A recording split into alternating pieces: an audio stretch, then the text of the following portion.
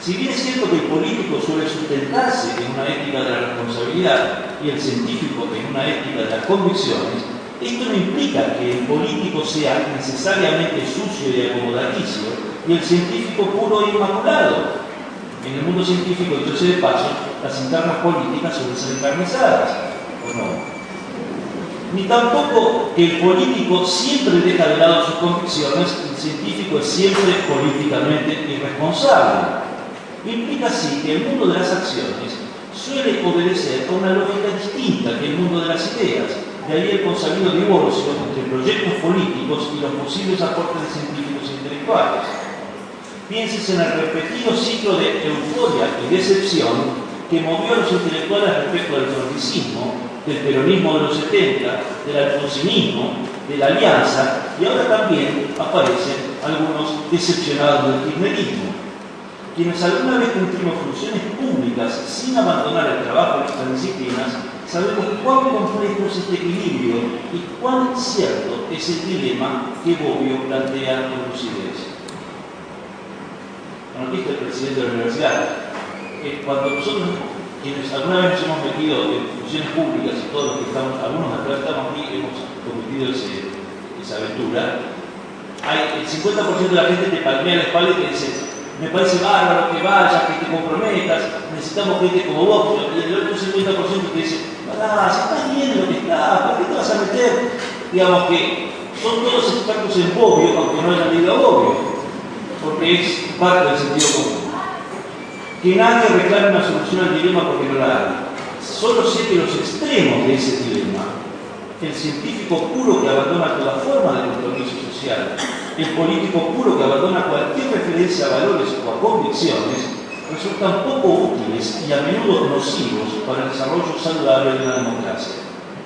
En todo caso, me quedo con una fórmula planteada por Bobbio, y aquí lo cito a Bobbio: si es razonable que en una democracia el monopolio de la fuerza recaiga en el Estado, esto se ha hablado mucho todavía, ¿no?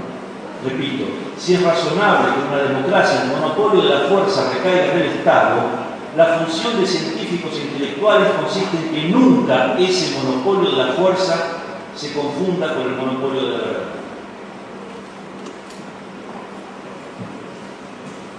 Ha dicho en inglés Terry Eagleton: la crítica moderna nació de una lucha contra el Estado absolutista y ha concluido con un puñado de individuos que leen los libros de los otros.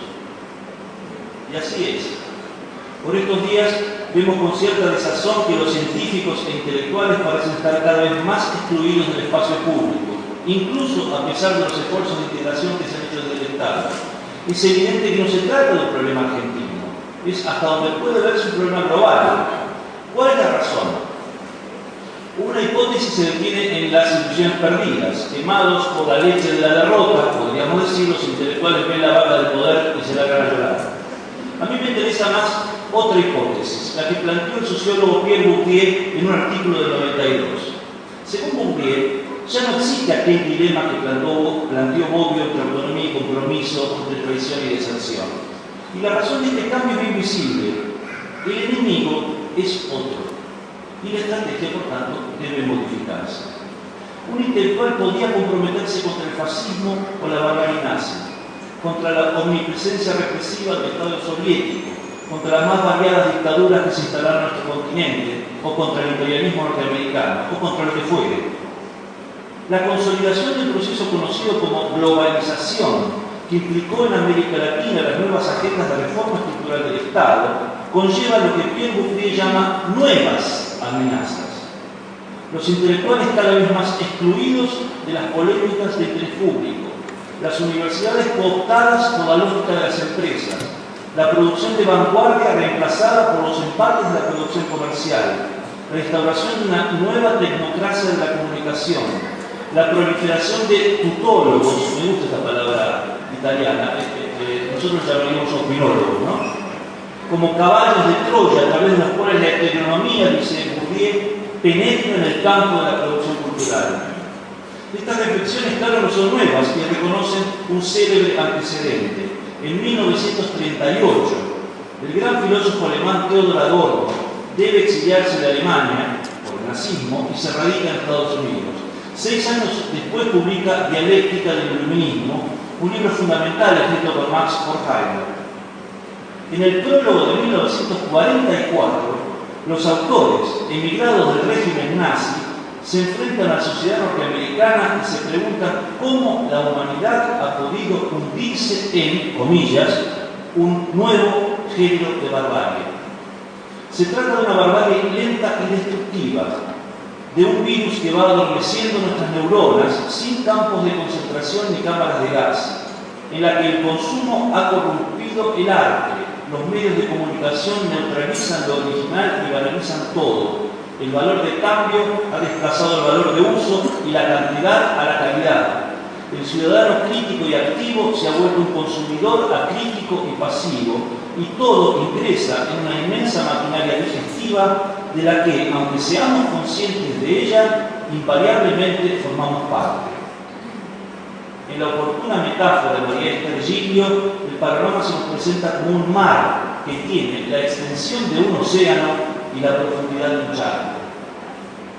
El lingüista Noam Chomsky, a quien también hemos citado, lo ha resumido en una fórmula brillante. La propaganda es a la democracia lo que la violencia al totalitarismo. Es decir, un instrumento de control, de dominación hegemónica, de barbarie programada. Así lo vio tempranamente Adorno, así lo postuló Bourdieu en el 92, a modo de una advertencia militante a favor de la autonomía del trabajo de investigadores científicos. Pero los intelectuales no han encontrado aún las armas para combatir este enemigo astuto, anónimo y taimado. Disculpen que mi mirada resulte algo negativa y pesimista, pero hablar de competitividad y de integración al mundo globalizado, del llamado capitalismo tardío, en un momento en que en este mundo más de la mitad de la población está por debajo de la línea de pobreza, y en el que acaba de fracasar una nueva cumbre sobre el cambio climático, o sea, que nada se hace para detener los desastres que ese capitalismo global está produciendo sobre nuestro planeta, hablar de esas cosas, decía, me parece algo cercano a la obscenidad ética. Si alguna vez los intelectuales encarnaron la conciencia moral y política de la sociedad, ¿son los intelectuales hoy la conciencia moral de algo?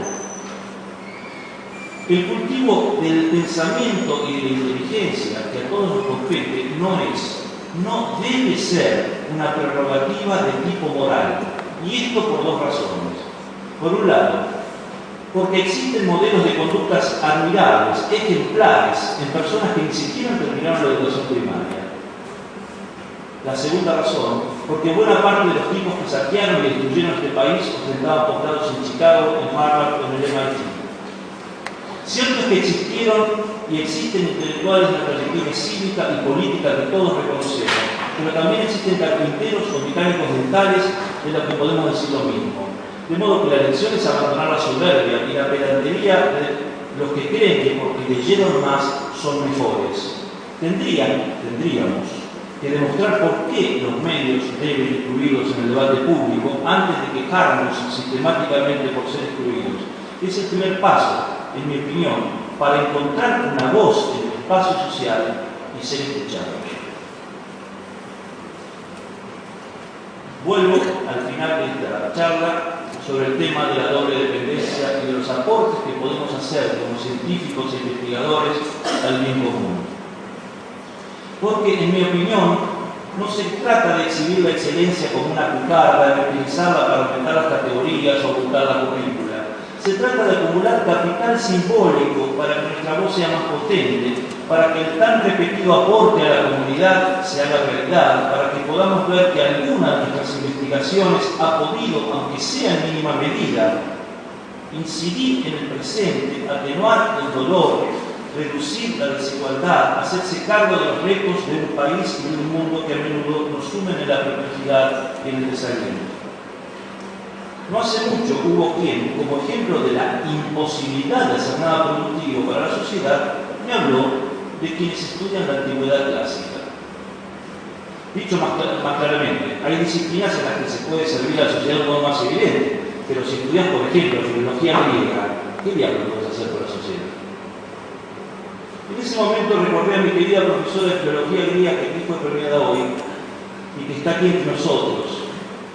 Y recordé la obstinación de Edipo de Tebas, ese rey remoto y desdichado que viene diciéndonos hace 2500 años, con diáfana claridad, que solo la verdad puede salvarnos de la peste.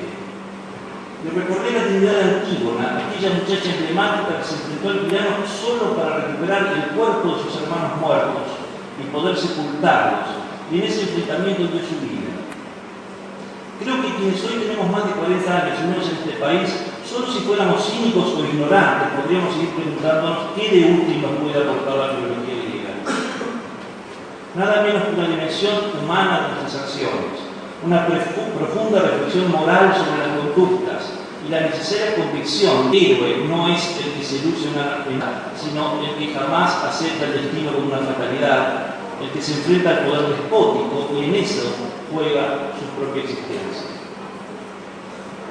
Se me dirá que termino esta conferencia con un tono de sermón, con un énfasis de predicador, pero no estoy hablando ni de fe, ni de creencias, ni de dogmas.